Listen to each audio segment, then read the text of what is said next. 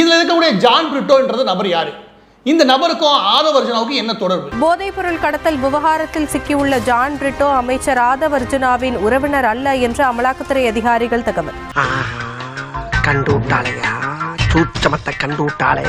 இந்த lottery Martin இருக்கார் இல்லையா, இந்த லாட்டரி மார்ட்டினுடைய மனைவி இருக்காங்களா லீமா ரோஸ், இந்த லீமா ரோஸ் இருக்கு இல்லையா, இந்த லீமா ரோஸுடைய சகோதரன் தான் அந்த ஜான் பிரிட்டோ. அமைச்சரின் மாமியாரும் எம்எல்ஏவுமான லீமா ரோஸின் தம்பி என்று பரப்பப்படும் தகவலும் வதந்தி என விளக்கம். இப்ப என்ன பண்றீங்க? என்கிட்ட 3 ட்ரிப் வாங்கி முடுக்கு குடிக்கிறீங்க. ஓகே பயவுள்ள இவன் கோமியத்தை வாங்கி குடிக்க சொல்ற மாதிரியே சொல்றானே. பாத்திருப்பீங்கன்னு நினைக்கிறேன் அந்த தாமோ அன்பரசன் வீடியோ. நாம அதிமுக பிஜேபி காரன மோதிக்கிட்டு இருந்தோம். இந்த நாயை நமக்கு கணக்கேத்துக்கல. சோரி புடிச்ச மொன்னா நாயி அந்த முக்குல போய் உட்கார்ந்து பிச்சை எடுக்க போகுது. அதுக்கு லவுட்ட பாரு. நாய் பேங்கறான் எல்லாரையும். சரியா? என்னங்க அவன் சொல்றேன். என்னங்க பெரியவரை இப்படி திட்டுறீங்க? யாரு இவனா பெரியவன்? இவன் சில்ற பையங்க. முன்னாள் அமைச்சர். நீ அமைச்சரா இருக்கும்போது நான் அப்படிதான் சொல்லுவேன். அப்படித்தான்டா பேசுவேன்.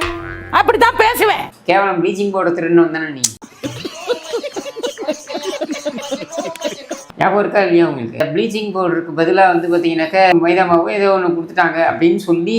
இப்போ நீங்கள் வந்திருக்கக்கூடிய இடத்துல ப்ளீச்சிங் பவுடர்னு சொல்லிட்டு மைதா மாவு கொட்டி வச்சிருக்காங்க. இது எப்படி பார்க்குறீங்க சார்? அது கொட்டியிருக்கிற எல்லா இடமே மைதா மாவு தான் இருக்கு. ஆதாரம் இருக்கு. நீங்கள் போய் வேணா செக். ஆதாரம் கொடுத்தா நடவடிக்கை எடுக்கணும். அப்படியே அறுத்து தள்ளிட்டாலும் அப்படியே ஒரே புடுங்கி இங்க நட்டுருப்பாரு. போய் செக் பண்ணி பார்க்கலாம் சார். நீங்க அது நான் செக் பண்ண முடியாதுங்க. அது அதிகாரி வச்சு தான் பண்ண முடியுங்க. மைதா மாவு தான் சார் கொட்டி வச்சிருக்காங்க. நாங்கள் கையில செக் பண்ணி பார்த்துட்டு தான் சொல்றோம். யாரு நீங்க? இவன் உடனே விளக்கம் விட்டுறான். ப்ளீச்சிங் பவுடர் விலை என்ன தெரியுமா, மைதா மாவு விலை என்ன தெரியுமா அப்படின்ட்டு. ப்ளீச்சிங் பவுடர் ரேட் என்ன தெரியுமா? நீயே சொல்றா. ப்ளீச்சிங் பவுடர் கிட்டத்தட்ட 13 ரூபா 10 ரூபா. மைதா மாவு என்ன ரேட் தெரியுமா? 40 ரூபா. ப்ளீச்சிங் பவுடர் எவ்வளவு சார்? 10 விட்டுருக்காங்க. எந்தெந்த ஊருக்கு எவ்வளவு தேவையோ அந்த அளவுக்கு கொடுத்துருக்காங்க. 15 ரூபாய்க்கு சார் 55 ரூபாய்க்கு அப்புறம் 10 விட்டுருக்காங்க. உங்க வாய் உங்க ஊருட்டு நீங்க ஊருட்டுறீங்க. ப்ளீச்சிங் பவுடர் திருடினவன் திருட்டு பய. பொறுக்கி பய. உன்னை திருடா சமூகத்துக்கு நீ யாருன்னு பொறுக்கி பயடா. திருட்டு பயலுக்கு என்ன மரியாதை? என்னது ஒரு பேச்சுக்கு சொன்னா உடனே நல்ல சிறப்பா பிக்கிறாங்க. அரசியலை பத்தி தெரியாதவன், பொது வாழ்க்கைக்கு வராதவன் எல்லாம் இன்னைக்கு எப்படியோ தெரியல வந்தான். எப்படி வந்தானே தெரியல. தொகுதி பக்கமே வராத ஒரு நபரை ஜெயிக்க வச்சிருக்காங்கன்னா எந்த அளவுக்கு அவங்க மேல இருந்துக்குன்றது பாருங்க. தொகுதி பக்கமே வராத நபரை கூட நாங்க ஜெயிக்க வைப்போம்டா, நீங்க வரக்கூடாதுடா அப்படின்ற முடிவுக்கு வந்திருக்காங்க மக்கள்னா. ஏன் வந்தாங்க? உன் லட்சணம் அப்படி.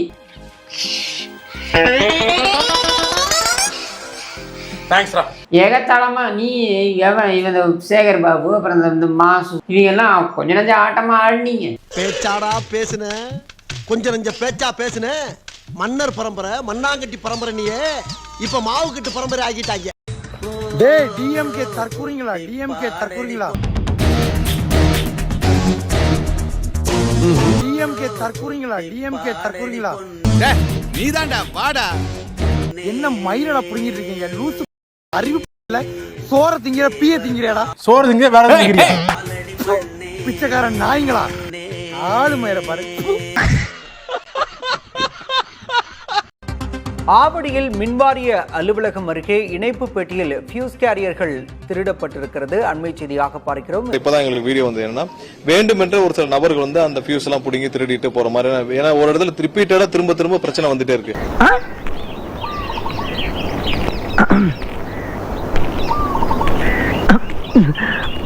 என்னன்னு சிசிடிவி அனைத்தும் ஆராய்ந்த பொழுது அவர்களும் ஒரு சில பேர் வந்து நபர்கள் வேண்டுமென்று அதை வந்து திரும்ப திருடிட்டு போறதும் அதை எடுத்து அதை ஆஃப் பண்ணிட்டு பார்த்தோம். எனக்கு ஓ மேலதான் ஒரு சந்தேகம். ஏன் மேலையா? அதிகபட்ச முதல்வர் ஒரு கருத்து சொல்லியிருக்கிறாங்க. 3 மாதங்கள் கூட இந்த ஆட்சி தாங்காது. நாங்க 6 மாதம் வரை டைம் கொடுக்கலாம்னு பார்த்தோம். ஆனா 3 மாதங்கள் கூட இந்த ஆட்சி தாங்காது. 200 வெல்வோன்னு கூட தான் சொன்னாங்க. நடந்துருச்சா?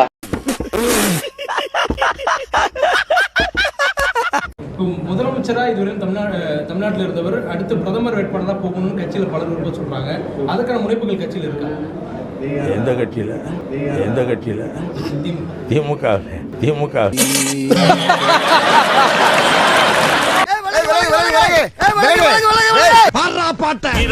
அண்ணன் வருகிறார். யார் அது? அன்னை தமிழ் மண்ணில் இவர் அன்பு புதல்வன் எங்கள் அண்ணன் உதயநிதி வருகிறார். ஆமா அவன் எதுக்கு இங்க வந்தான்? கழக கொடி ஏந்தி போர் முரசு கொண்ட அஞ்சா வீரன் கூட்டம் நடுவே வருகிறார். அண்ணன் வருகிறார். அண்ணனா? யார் அண்ணன்? உதயநிதி ஸ்டாலின் வருகிறார். நீ வந்தா கொலை பண்ணிடுவேன் உன்னை.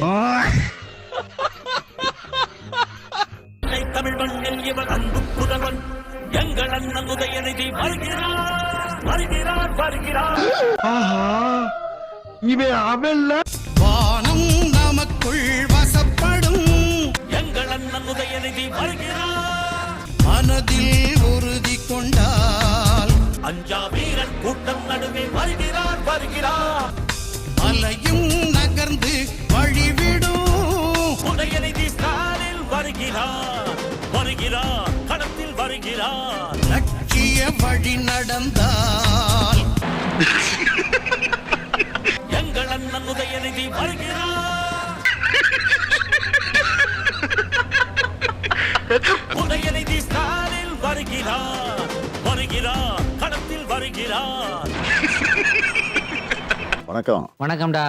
என்ன வணக்கம்னா டா போட்டு பேசுறீங்க? அப்படிதான் பேசுவேன். எல்லாரும் எப்படி இருக்கீங்க? என்ன நல்லா இருக்கியா? நல்லா இல்லைன்னா என்ன பண்ண போற நீ? தேர்தல் பிரச்சாரம் பரபரப்பா போயிட்டு இருக்கு. அது தெரியுதா?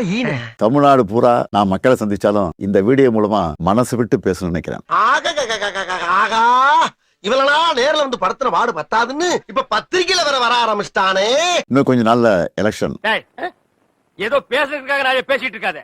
நேரத்துக்கு கடத்தாத, நல்ல விவரமா பேசு. இந்த சமயத்துல எனக்கு ஒரு விஷயம் மைண்ட்ல வருது. பெரியப்பா ஏதோ சொல்லணுமா கேட்டுக்கங்க. நான் தான் சொல்லுவேன். ஸ்டாலின் இஸ் மோர் டேஞ்சரஸ் தென் கருணாநிதின்னு சொன்னாங்க. ஐயோ கடவுளே. இல்ல ராசு, சீரியல் செட்டை பார்த்தா போதுமே உங்க பெரியப்பா கிக்க போட ஆரம்பிச்சிருவாரு. வந்து இடிச்சேன்னு வச்சுக்கேன், குடிச்சல கொப்பளிச்சிருவாரு. கூட்டுப்படா. ஸ்டாலின் இஸ் மோர் டேஞ்சரஸ் தென் கருணாநிதி. நான் மோர் டேஞ்சரஸ்னு அவங்க சொல்லும்போது எனக்கு ஒன்னே ஒண்ணுதான் தோணுச்சு. ஏண்டா இந்த ஊரு இன்னமுமா நம்மள நம்பிக்கிட்டு இருக்கு?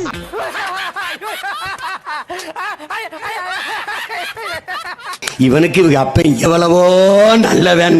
அந்த அப்ப யாரு தெரியுதா? தமிழின தலைவர் டாக்டர் கலைஞர் அவர்தான். இவர் யாரு தெரியுதா? திராவிட மாடலின் திருவாளர், திராவிட மாடலின் தலைவர் இவர்தான்.